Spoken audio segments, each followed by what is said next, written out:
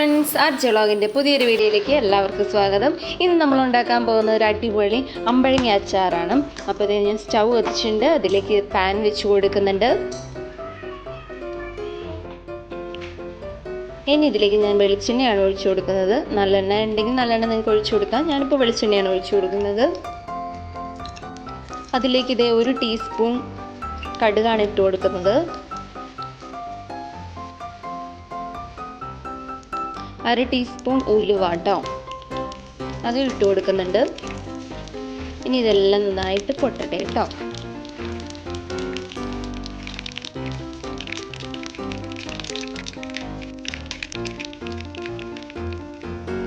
കടുവും ഉലുവയൊക്കെ നന്നായി പൊട്ടി വന്നിട്ടുണ്ട്. ഇതിലേക്ക് നമുക്ക് അല്പം കറിവേപ്പില ഇട്ട് കൊടുക്കാം കേട്ടോ. ഈ കറിവേപ്പിലയൊക്കെ നന്നായിട്ട് വന്നിട്ടുണ്ട്. അപ്പോൾ ഈ വെളുത്തുള്ളി ആഡ് ചെയ്ത് കൊടുത്തിട്ടുണ്ട്. അതുപോലെ തന്നെ ഇഞ്ചി ആഡ് ചെയ്ത് കൊടുക്കാം.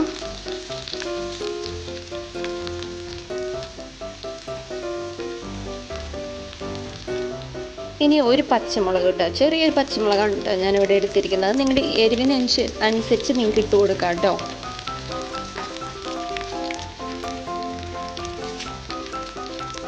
ഇന്നെല്ലാം നന്നായിട്ടൊന്ന് ഇളക്കി കൊടുക്കുക. ഇഞ്ചിയും വെളുത്തുള്ളിയും പച്ചമുളകൊക്കെ എല്ലാം നന്നായിട്ട് മൂത്ത് വരട്ടെ.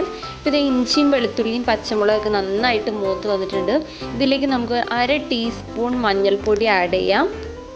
അതുപോലെ തന്നെ 1 ടീസ്പൂൺ കാശ്മീരി മുളക് പൊടി ആഡ് ചെയ്യുന്നുണ്ട്, കളറിന് വേണ്ടിയിട്ടാണ് കേട്ടോ. 1 ടേബിൾ സ്പൂൺ മുളക് പൊടി ആഡ് ചെയ്യുന്നുണ്ട്. അതുപോലെ തന്നെ ആവശ്യത്തിന് ഉപ്പ്, പിന്നെ നമ്മുടെ അച്ചാർ പൊടി. ഞാനിവിടെ ബ്രാഹ്മിൻസിൻ്റെ അച്ചാർ പൊടിയാണ് കേട്ടോ എടുത്തിരിക്കുന്നത്. എനിക്കിത് ഭയങ്കര ഇഷ്ടപ്പെട്ടു, ബ്രാഹ്മിൻസിൻ്റെ അച്ചാർ പൊടി. അത് നമുക്ക് കുറച്ചും കൂടെ ടേസ്റ്റ് കൂടാനും കുറച്ചും കൂടെ നല്ലതാണ്. ഇനി അതിൻ്റെ പച്ചമണമൊക്കെ മാറുന്ന പോലെ നന്നായിട്ടൊന്ന് ഇളക്കി കൊടുക്കുക. പിന്നെ മുളക് പൊടിയുടെയും മഞ്ഞൾപ്പൊടിയുടെയും എല്ലാത്തിൻ്റെ ഒരു പച്ചമണം മാറുന്ന പോലെ കുറച്ച് ഇളക്കി കൊടുത്തു കഴിഞ്ഞതിന് ശേഷം അതിലേക്ക് നമുക്ക് ഒരു ഇച്ചിരി വിനാഗിരി ഒഴിച്ചു കൊടുക്കാം. വിനാഗിരി ഒഴിച്ചു കൊടുത്തതിന് ശേഷം ആ മസാലയെല്ലാം ഒന്ന് കുറുകി വരണം കേട്ടോ. ആ വിനാഗിരി ഒഴിച്ചു കൊടുക്കുമ്പോൾ തിളച്ച് ഇതിങ്ങനെ കുറുകി വരും, കണ്ടില്ലേ? ഈ കുറുകി വന്നതിന് ശേഷമാണ് ഞാനിവിടെ അമ്പഴങ്ങ ഇട്ട് കൊടുക്കുക കേട്ടോ. ഇത് അമ്പഴങ്ങ ഇട്ട് കൊടുത്തു കഴിഞ്ഞ് കഴിഞ്ഞാൽ ഇപ്പം നമ്മൾ അച്ചാറൊക്കെ ഇടുമ്പോൾ കുറുകി നല്ല തിക്കായിട്ട് ആ മസാലയൊക്കെ അച്ചാറിനകത്ത് പിടിച്ച് നല്ല വരില്ലേ, അതുപോലെ കിട്ടണം കേട്ടോ. അതിനാണ് ഞാൻ ഈ മസാല ഇങ്ങനെ കുറുകി എടുക്കുന്നത്. ഇനിയിപ്പോൾ ഇതെല്ലാം ഇട്ടതിന് ശേഷം നന്നായിട്ടൊന്ന് ഇളക്കി കൊടുക്കാം. ഈ അമ്പഴങ്ങ ഇട്ടതിന് ശേഷം നന്നായിട്ടൊന്ന് വേവിച്ചെടുക്കരുത്. ജസ്റ്റ് ഒന്ന് തള വന്നു കഴിഞ്ഞാൽ തന്നെ നമുക്കിത് ഓഫ് ചെയ്യാം കേട്ടോ. ഇതിപ്പോൾ തിളച്ച് വന്നിട്ടുണ്ട്.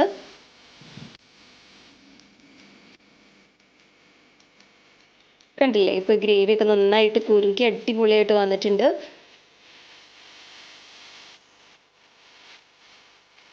അപ്പോൾ ഇത് ഞാൻ തീ ഓഫ് ചെയ്തിട്ടുണ്ട്. ഇപ്പോൾ ഇത് അടിപൊളിയായിട്ടുള്ള നമ്മുടെ അമ്പഴങ്ങ അച്ചാർ ഇപ്പം റെഡി ആയിട്ടുണ്ട്, കണ്ടില്ലേ?